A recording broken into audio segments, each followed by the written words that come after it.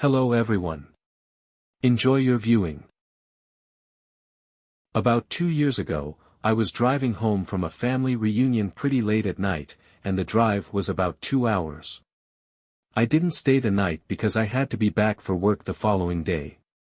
Most of the drive was on roads with dense bushes and trees on either side, the real creepy ones you see a lot in movies.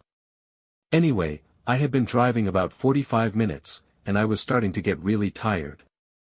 You know how sometimes you just suddenly become really tired, out of nowhere? Well yeah, that happened to me. I knew I wasn't going to last, but I didn't come across any place that I felt I could park and safely sleep. Anyway, after it became clear to me that I wasn't going to find a place to pull up, and my tiredness wasn't going away, I did something very questionable. I pulled over to the side of the road onto the grass, behind some bushes, to try and hide my car from anybody else who was going to come past. The roads weren't empty, I came across another car every few minutes or so. I made a mental note that the time was 11:22, and then fell asleep. Some time later I was awoken by a scratching sound. I looked at the clock, 11:50. The sound stopped after a few seconds, and because I was still extremely tired, I didn't bother looking around and simply went back to sleep. I was later awoken by the same sound, and it was now 12:40. This time it really freaked me out because the sound didn't stop. The thought ran across my mind that it was just an animal inspecting the car, but why would it return almost an hour after it had left the previous time? I looked in my rear view mirror and just managed to catch a glimpse of something running away into the forest. Now, at the time, I thought it was the damn hook killer, you know, the one that scratched that couple's car and then slaughtered the guy when he got out to investigate? Fuck that, I thought to myself, so I got the hell out of there. There was a bend no more than 100 yards up the road, and as I came around it, there was a fucking car, parked off to the side of the road with the driver's side door opened. I slowed down just to look to see if anyone was in there. There wasn't. Then I looked in my rear view mirror. I didn't see anything, and all of a sudden, this guy comes sprinting around the corner. He starts screaming at me, shouting stuff like, "Hey! Hey you! Get the fuck out of your car! Now!" I noped the fuck out of there and sped off.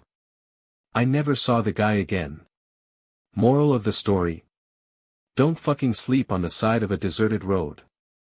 The moment I sped away from that man chasing me, my heart was pounding so hard I could hear it over the roar of the engine. My hands were trembling, gripping the steering wheel so tight my knuckles turned white. My brain was trying to process what had just happened, but all I knew was that I had to get as far away as possible. I kept glancing in my rearview mirror, half expecting to see that lunatic still sprinting after me, impossibly fast, like something out of a nightmare. But there was nothing. Just the empty road stretching behind me, dimly illuminated by my taillights. Still, I didn't ease up on the gas. My foot remained pressed firmly on the accelerator. For a while, the road was quiet, just my car slicing through the darkness. Then I noticed something strange. My fuel gauge, which I was sure had been at half a tank before I stopped, was now dangerously close to empty. That didn't make sense. I hadn't been driving long enough to burn that much fuel. My stomach tightened with unease. Was my car leaking fuel? Had someone tampered with it while I was sleeping? As I debated whether to pull over to check, my headlights caught something up ahead. A figure was standing in the middle of the road. My heart lurched. It was that same man. He was standing completely still, staring straight at me. But something was off.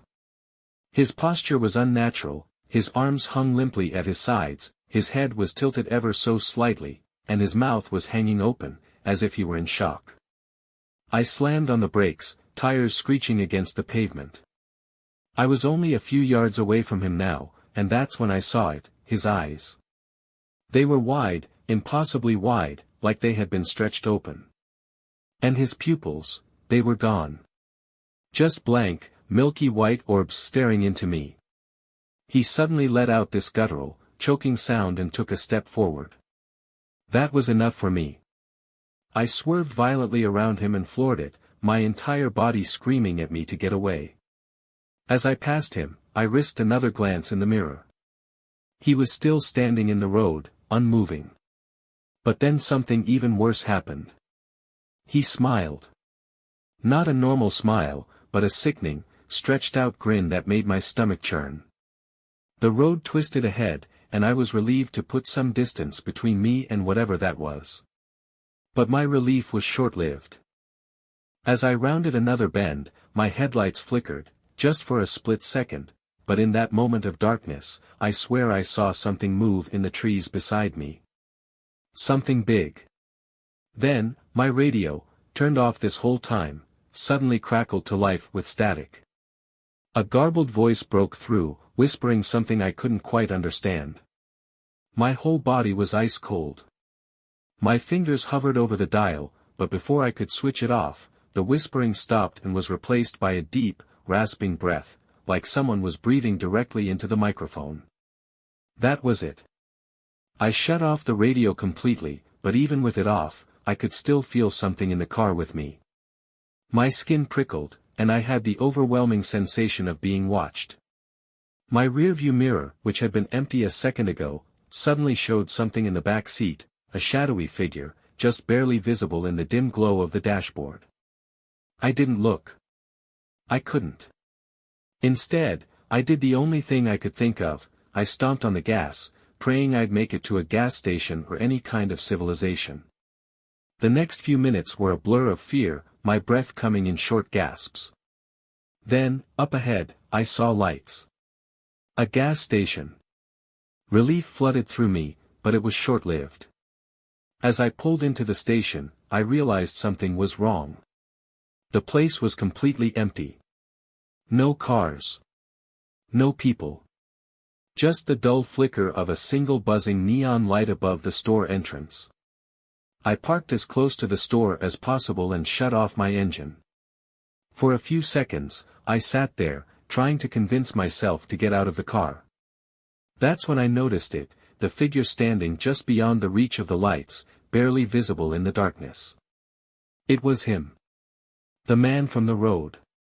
His grin wider than before, stretching impossibly across his face. But he wasn't alone. Behind him, more figures emerged from the darkness, their eyes the same milky white, their grins the same twisted nightmare.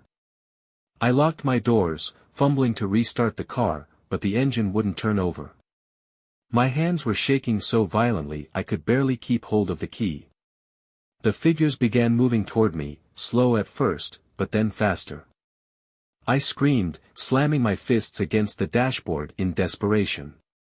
Then, just as the first figure reached my car, my engine roared to life. I threw the car into reverse, tires screeching as I backed up wildly before shifting into drive and peeling out of the station. In my mirror, I saw the figures standing there, watching, their grins never fading. I drove for what felt like hours before I finally found myself on a more populated road. The moment I saw the glow of a distant town, I felt like I could finally breathe again. I pulled into a well-lit diner, parked, and just sat there, trying to collect myself. I never figured out what happened that night. I don't know who, or what, those things were. But I know one thing for sure, I will never stop on the side of a deserted road again. I drove for what felt like hours before I finally found myself on a more populated road. The moment I saw the glow of a distant town, I felt like I could finally breathe again. I pulled into a well-lit diner, parked, and just sat there, trying to collect myself. But the nightmare wasn't over. As I sat in the car, I noticed something. My reflection in the rearview mirror, it wasn't moving like me. I turned my head left, my reflection turned right. My stomach dropped. My breath hitched in my throat. The me in the mirror smiled, the same unnatural, stretched grin I had seen on the figures before. I bolted out of the car and ran into the diner, gasping for breath. The bell above the door jingled, and the smell of coffee filled the air. A waitress behind the counter looked up and smiled. But then I saw her eyes. Milky white. I rushed inside the diner, my heart hammering in my chest. The door slammed behind me, and the bell jingled like a haunting reminder of what I had just escaped. The moment I entered, I felt a slight shift in the air, almost as if the world outside had frozen in time. I could still hear the phantom echo of the engine roaring in my mind, the screeching tires, the terrifying figures closing in. But now, I was supposed to be safe, right? The waitress behind the counter had her back to me, still smiling that same unnerving smile. But there was something off about it. It wasn't the friendly smile I had hoped for, it was stiff, almost mechanical, as though she had practiced it for years, and now it was the only expression she knew how to make. I tried to steady my breathing, my hands trembling as I looked around the diner. The place was old, the tiles cracked, and the neon lights buzzed overhead. The flickering light in the corner made the shadows dance, and for a moment, I thought I saw movement behind one of the booths. But when I turned to look, there was nothing there. Just the stale smell of coffee and something else, something metallic, like blood. I stepped toward the counter, trying to keep my voice steady. "Excuse me," I called out, hoping for something normal. Maybe if I could just talk to someone, it would feel real again. "Can I use the phone? My car broke down." The waitress didn't respond. She just stood there, her back still turned, her smile never wavering. The silence stretched on too long, until I took a step closer. "Hello." My voice cracked, desperation creeping in. Finally, she turned, her movements slow and deliberate. Her eyes were milky white, just like the figures on the road. The smile widened further, impossibly so, until her mouth stretched unnaturally, like the grin of the things that had chased me.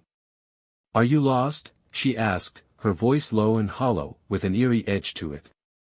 I froze. There was something deeply wrong with her. Something unnatural. "No," I muttered, backing away, my breath quickening. "No, I'm not lost. I need to leave." The waitress took a step toward me, her feet making no sound on the tile floor. "You can't leave. Not yet. You need to stay." Her voice was soothing, like a lullaby, but there was no comfort in it. I felt my mind unraveling, her words wrapping around me like chains. I looked to the door. "Please," I begged, my legs starting to move involuntarily toward the exit. "I need to go." But before I could reach the door, I heard the unmistakable sound of footsteps behind me. They weren't the waitress's. These were heavier, slower, like someone, or something, was dragging its feet. I turned, and that's when I saw them. Figures, standing at the entrance of the diner. Tall, dark, and distorted. Their eyes, those same hollow, milky white orbs, locked onto mine. They were wearing tattered clothing, and their skin was sickly, ashen gray. Their mouths hung open, and their grins stretched impossibly wide, like they were about to swallow the very air itself. Panic surged through me, and I ran for the back door. But as I turned the corner, I collided with something solid. I looked up to see another figure, its face twisted in that same grotesque smile. This one was taller than the rest, towering over me, blocking the only exit. It reached out slowly, its fingers long and bony, like claws ready to rip through flesh. I backed up, my chest tight with fear. My mind raced for an escape. My car, where was my car? But then, from somewhere in the back of the diner, I heard a voice, a deep, raspy whisper that echoed through the silence. "You can't run." The walls of the diner seemed to close in around me. The flickering neon light buzzed louder, and the smell of decay intensified. The figures were moving closer, and I felt something cold brush against my skin. I bolted toward the window, the glass shattering as I threw myself through it. I didn't even stop to think, I just ran. My legs burned as I sprinted down the street, the night air sharp and cold against my face. But as I ran, I could hear it. The whispers. They were following me, trailing behind me like shadows. The sound of footsteps echoed in the distance, too many to count. Every time I turned a corner, I felt them there, right behind me, just out of sight. Then, I saw it, a road, illuminated by streetlights. A highway, where cars passed by in the distance. I ran toward it, my heart pounding, my breath ragged. But as I neared the road, I saw something that froze me in place. A car was parked on the side of the road, its headlights flickering. I recognized it instantly. It was my car. The same car I had driven before I stopped at the diner. I stumbled to a halt, fear seizing my body. My mind screamed for me to keep moving, but my legs refused to obey. I stood there, staring at the car, the faint sound of the engine still running inside my head. Then, I heard the door open. It was the same figure from the diner, the tall one with the grotesque grin. It stepped out of the car, its eyes locked onto mine. The others began to emerge from the shadows, their forms twisting in the dim light. "You shouldn't have come back," the figure whispered. I turned and ran, faster than I had ever run before. But no matter how fast I moved, I could feel them gaining on me, their presence closing in like a suffocating fog. The whispers were louder now, more urgent, and I knew I couldn't outrun them much longer. I reached a small bridge over a creek, desperate, looking for anything to help. But as I crossed it, I saw something that made my blood run cold. In the water below, there were faces. Hundreds of them, floating in the water, their eyes wide open and their mouths stretched into those same sickening smiles. I screamed, my voice echoing off the bridge, but it was drowned out by the sound of something else. Something much louder. A voice, deep and rumbling, coming from the water below. "You're ours now." The ground beneath me shook, and the water began to ripple, the faces shifting as if they were reaching up toward me. A hand broke through the surface, a pale, slimy hand, its fingers curled into claws. I stumbled backward, my foot slipping on the edge of the bridge, and before I knew it, I was falling. I hit the water with a sickening splash, the cold engulfing me, pulling me down into the dark depths. The faces surrounded me, their hands grasping at my limbs, pulling me under. Their smiles never faded. And then I saw him again. The man from the road. His grin stretched wide as he sank below the water, his milky white eyes locked onto mine. As I was pulled deeper into the water, I could feel the darkness closing in, and in the distance, I heard the faintest whisper. "You're never leaving."